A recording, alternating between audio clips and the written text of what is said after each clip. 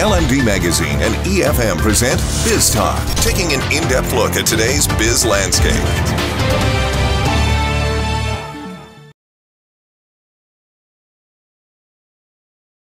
Welcome to another edition of LMD-EFM Biz Talk. Today we're speaking to the Head of Operations at MillenniumIT, Gehan Dias. Good morning, Mr. Dias, and thank you for joining us today. Morning. To begin, how does MillenniumIT position itself in the market, and how has the company fared under the current macroeconomic conditions? Well, we're doing well. So when you say the current economic conditions, so just to take a step back, so we are an entirely export-oriented company. So we do software for global capital markets, stock exchanges, depositories, clearing houses. So the economic conditions that apply to us are sort of, I suppose, the global economic conditions. In general, we're doing okay. I mean, obviously there's been a bit of a downturn globally, but I think that has two types of opportunities. So yes, some IT spending has gone down, for sure.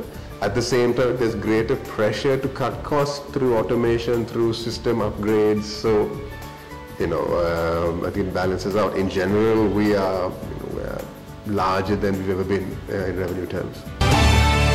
In terms of providing financial software and technology solutions, what makes you different to other market players? So again, if you talk about the space that we're in, which is a very niche space, we're a niche space that there's, as I said, exchanges, depositories, clearing houses, and there's only 3 or 4 firms that operate in those spaces. So we compete against, say, NASDAQ, Stinova is a Swedish firm, Tata Consulting in India.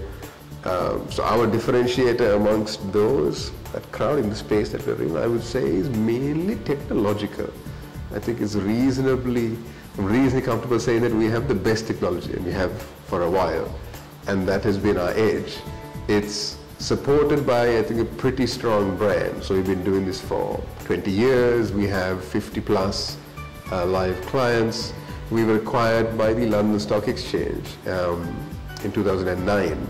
And so London runs most of London's trading systems are running on our software. So that's an advert as well as a strengthening of our brand. So we're not just Millennium, we're really Millennium from London Stock Exchange. And that's a big help in the market. Could you elaborate on some of the unique products introduced by MillenniumIT? Sure.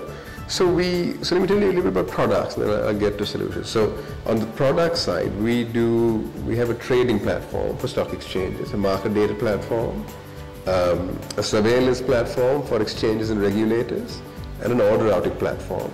So that's mainly on the trading side. And then on the post-trade side, we have a clearing product, a deposits product, and a risk product. That's a suite as it currently stands. It will no doubt expand as we go on.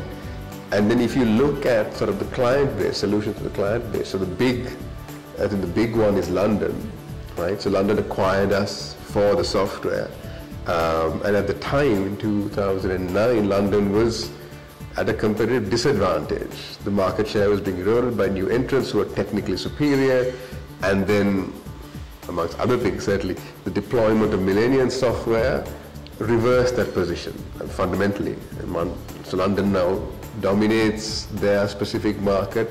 I would say, off the top of my head, I think about a third of European cash trading goes through Millennium systems. So that's an example of transformation. We're doing more transformation in London now. So the LSE, London Stock Exchange, acquired London Clearing House. We're in the middle of delivering a clearing system to them, which again we expect to be transformational. So those are sort of two, I think, big transformational, I keep using that word, transformational engagements. And then there are, London's obviously one focus. Our business is half-half. Maybe half with our parent company, half with third parties. So last year, for example, the Singapore Stock Exchange went live with that clearing system. The year before, we had an order routing system live at Hong Kong, which is the largest, one of the largest exchanges in the world. We have an order routing system live at Toronto. They're pretty much global. And so where we deploy, we try and provide a technological edge, because that's very much where the business is going. What could you tell us about the services that are currently offered by the recently opened Network Operations Center of the company? So that's a service. So we are largely a software product house. We build software and then sell it to clients. But as we've grown, what we've seen is once we deploy the system, then there is a lot of effort and staffing that goes into, on the client side, running it and maintaining it. And so the network operations center that we started out is really underpins sort of a new business line, which is a services business. So not only do we now provide some software, we will manage it and run it for you, you being the client. What is Sri Lanka's potential to be an IT and BPO services hub for the Asian region? Well, the two-part answer. So at one level, I think we have massive potential in terms of skill and talent. If you look at Millennium, I mean, I think we'd all agree it's an unlikely story to have a Sri Lankan firm, have produced the best technology in financial market trading. But that's solely because we have managed to gather the best talent in the country, and the best talent in the country is as good or better than the best talent anywhere else. So that's an example of what we can do. But if you were to ask the question, what could we do, or the government do, or what could we do at a policy level, you have to really ask about scale. So we are maybe 700 people here. It's relatively small in global IT firm scales. If we wanted to, could we expand to 3,000 and keep the same level of quality?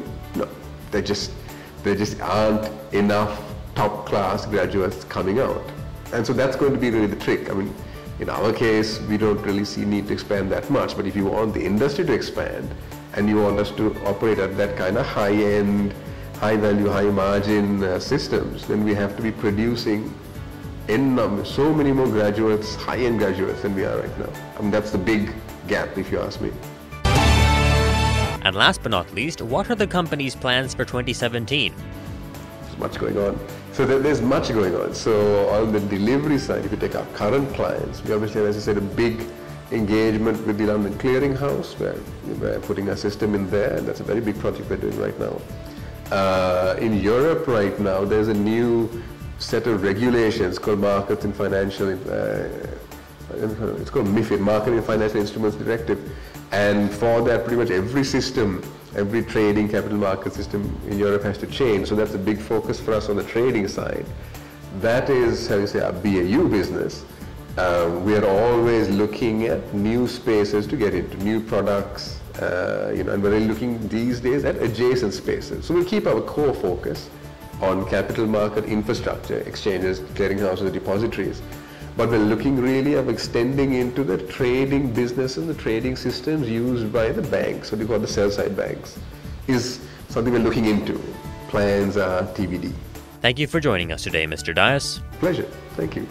Tune in every Tuesday and Thursday for more insights from our business community. You can also log on to efm.lk and lmd.lk/LMDTV for a visual experience of Biz Talk.